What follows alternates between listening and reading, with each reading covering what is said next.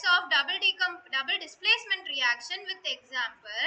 So double displacement reaction types example தான் கேட்டிருக்காங்க. But நம்ம வந்து double displacementனா என்னன்னு பார்த்துட்டு types பார்க்கலாம். So first double displacementனா என்னன்னு பார்க்கலாமா? இப்போ நான் ஒரு ரியாக்ஷன் எடுத்துக்கிறேன். ஃபார் எக்ஸாம்பிள் எனக்கு ரெண்டு காம்பவுண்ட் என்ன ஆகுதுன்னா ரியாக்ட் ஆகுது. அதாவது AB அப்படிங்கிற காம்பவுண்டும் CD அப்படிங்கிற காம்பவுண்ட் எனக்கு ரியாக்ட் ஆகுது.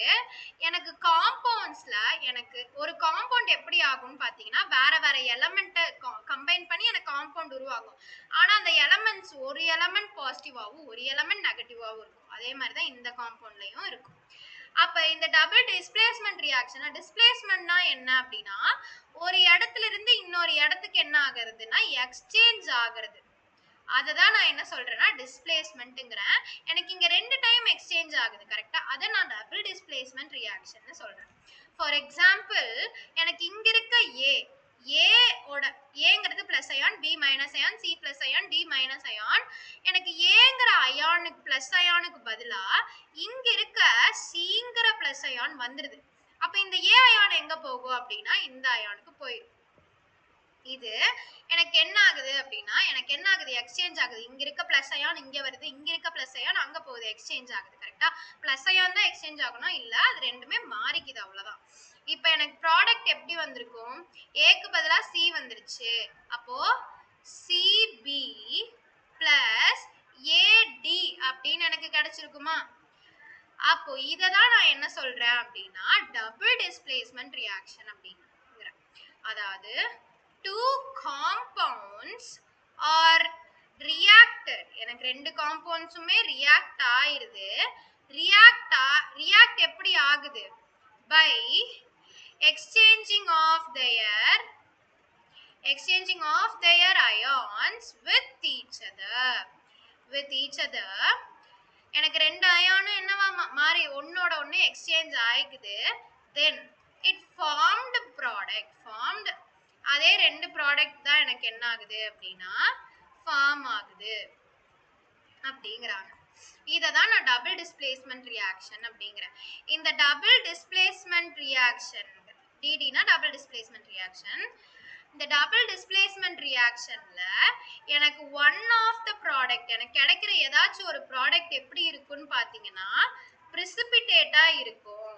பிரிசிபிடேட் ஆர் எனக்கு வாட்டரா கிடைக்கும்ங்கறாங்க. எனக்கு இந்த ரியாக்ஷன் முடிஞ்சிட்டு எனக்கு ரெண்டு காம்பவுண்ட் ப்ராடக்ட்ல கிடைக்கும்ல, அதுல ஏதாச்சும் ஒரு ப்ராடக்ட் எனக்கு ஒண்ணா பிரிசிபிடேட்டா இருக்கும் இல்லனா H2O இருக்கும். பிரிசிபிடேட்னா ஒண்ணும் இல்ல, எனக்கு அந்த ப்ராடக்ட் என்ன ஆயிருக்காது அப்படின்னா வாட்டர்ல டிசால்வ்ட் ஆயிருக்காது. டிசால்வ்ட் ஆகாம பாட்டம்ல என்ன ஆயிருக்கும் அப்படின்னா செட்டில் ஆயிருக்கும். அதுதான் நான் வந்து பிரிசிபிடேட்னு சொல்றேன். இத வச்சு நம்ம ரெண்டு டைப்ஸ் பார்க்க போறோம். டபுள் டிஸ்பிளேஸ்மென்ட்னா புரிஞ்சுச்சா? அயான் வந்து சேம் டைப் ஆஃப் அயான்ஸ் ஒரு இடத்துல இருந்து இன்னொரு இடத்துல மாறிடுச்சு. அந்த இடத்துல இருக்க அயான் இங்க வந்துருச்சு. அப்ப ரெண்டு அயான் எனக்கு என்ன ஆகுது? எக்ஸ்சேஞ்ச் ஆகுது. இப்போ types of double displacement reaction பார்த்துடலாமா? எனக்கு ஒன்னு பிரிசிபிடேஷன் ரியாக்ஷன். பிரிசிபிடேஷன் ரியாக்ஷன்னா என்னன்னா பிரிசிபிடேட்னா என்ன சொன்னேன்?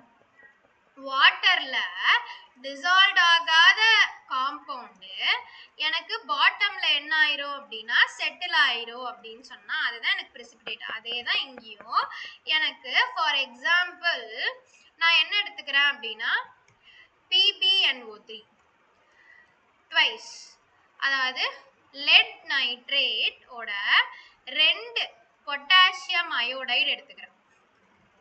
இந்த ரெண்டும் எனக்கு ரியாக்ட் ஆகுது. ஃபார் எக்ஸாம்பிள் எனக்கு Pbங்கிறது பிளஸ் அயான், NO3ங்கிறது மைனஸ் அயான், Kங்கிறது பிளஸ் அயான், Iங்கிறது மைனஸ் அயான். அப்ப இந்த பிளஸ் அயானுக்கு பதிலா இது எனக்கு ரீப்ளேஸ் ஆயிடுது, இந்த பிளஸ் அயானுக்கு பதிலா எனக்கு இது ரீப்ளேஸ் ஆயிடுது கரெக்டா. அப்ப அயன் ஆஃப் எக்ஸ்சேஞ்ச் நடக்குது. இது டபுள் டிஸ்பிளேஸ்மெண்ட் ரியாக்ஷன். எனக்கு ப்ராடக்ட் எப்படி கிடைக்கும்? இந்த Pbக்கு பதிலா K வந்துரும். KNO3 ட்வைஸ் பிளஸ் இந்த I கூட எனக்கு என்ன வந்து சேர்ந்துரும்? Pb வந்து சேர்ந்துரும். PbI இங்க எனக்கு ரெண்டு I இருக்கு கரெக்ட்டா, PbI2. இப்ப எனக்கு இந்த precipitation ரியாக்ஷன் அக்வஸ் ரியாக்ஷன்ல தான் நடக்கும். அக்வஸ் ரியாக்ஷன்ல அதாவது அக்வஸ் ரியாக்ஷனா எனக்கு வாட்டர் தான் சால்வெண்ட். அந்த அக்வஸ் ரியாக்ஷன்ல எனக்கு என்ன ஆயிரும்னா இந்த PbI2 இருக்கு இல்லையா, இந்த PbI2 வாட்டர்ல டிசால்வ் ஆயிருக்காது. எனக்கு அது என்ன ஆயிருக்கும் அப்படின்னா பாட்டம்ல எனக்கு செட்டில் ஆயிருக்கும். அப்ப இதுல இருந்து எனக்கு என்ன தெரியுது, இது ஒரு precipitate அப்படின்னு தெரியுதா. அப்போ எனக்கு PbI2 precipitate. அப்ப எனக்கு இந்த டிஸ்பிளேஸ்மெண்ட் ரியாக்ஷன், டபுள் டிஸ்பிளேஸ்மெண்ட் ரியாக்ஷன்ல எனக்கு ஒரு precipitate நடந்துச்சுன்னா அதை நான் precipitation ரியாக்ஷன் சொல்றேன். அடுத்து நியூட்ரலைஸ் ரியாக்ஷன். நியூட்ரலைஸ் அப்படின்னா ரெண்டும் ஈக்குவல் ஆயிடுது, கரெக்டா. இப்போ இதை நம்ம எப்படி சொல்லலாம்னா, எனக்கு ஒரு ஆசிட் எனக்கு பேஸோட ரியாக்ட் ஆகுது, கரெக்டா. ஆசிடுங்கிறது அசிடிட்டி உள்ளது, பேஸுங்கிறது பேசிக் நேச்சர் உள்ளது. அந்த ரெண்டு நேச்சருமே எனக்கு கம்பைன் ஆகும்போது நியூட்ரல் ஆயிரும். நியூட்ரல் ஆகி எனக்கு என்ன கிடைக்கும் அப்படின்னா வாட்டரோட சால்ட் கிடைக்கும். அதுதான் நியூட்ரலைசேஷன் ரியாக்ஷன். ஸோ இது எல்லாருமே சின்ன வயசுல இருந்து படிச்சிருப்பீங்க. ஃபார் எக்ஸாம்பிள் NaOHோட, NaOHங்கிறது சோடியம் ஹைட்ராக்சைடு, ஒரு பேஸ். இது எனக்கு பேஸ். அது கூட HClங்கிறது எனக்கு என்னது, ஆசிட், ஹைட்ரோகுளோரிக் ஆசிட் எனக்கு ரியாக்ட் ஆகுது, கரெக்டா. எனக்கு என்ன வரும், H2O கிடைக்கும், வாட்டர் கிடைக்கும். அப்ப இங்க இருக்க H இங்க இருக்க OH ஓட எனக்கு சேர்ந்துருது. இதுல அயான்ஸ் பாருங்களேன், Naங்கிறது பிளஸ் அயான், OHங்கிறது மைனஸ் அயான், Hங்கிறது எனக்கு பிளஸ் அயான், Cl அப்படிங்கிறது மைனஸ் அயான், கரெக்டா. அப்போ இந்த H இங்க போய் ரீப்ளேஸ் ஆயிடுது, இந்த பிளஸ் எனக்கு இங்க வந்து ரீப்ளேஸ் ஆயிடுது. அப்போ எனக்கு இந்த OH எனக்கு என்னவா வந்துரும், H2O வந்துரும். இந்த Na பிளஸும் Cl மைனஸும் NaCl வந்துரும். இததான் நான் நியூட்ரலைசேஷன் ரியாக்ஷன்ங்கிற. இது என்னது, எனக்கு வாட்டர். இது எனக்கு என்னது, சால்ட். இதுதான் நான் நியூட்ரலைசேஷன் ரியாக்ஷன் சொல்றேன். ஸோ இப்போ நம்ம சம்மரிக்கு வருவோமா. டபுள் டிஸ்பிளேஸ்மெண்ட் ரியாக்ஷன் அதோட இது. டபுள் டிஸ்பிளேஸ்மெண்ட் ரியாக்ஷன்னா என்னது, எனக்கு ரெண்டு காம்பவுண்ட் வந்து ரியாக்ட் ஆகுது.